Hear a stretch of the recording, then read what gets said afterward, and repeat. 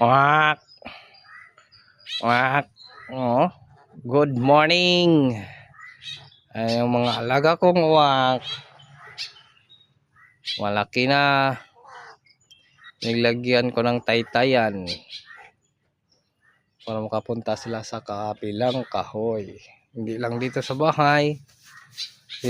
Puro ipot ang iniiwan nila sa bahay. Yan, wak. Oh.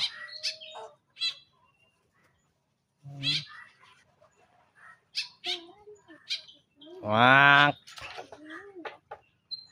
Ang taylatay na sila, oh. Oh.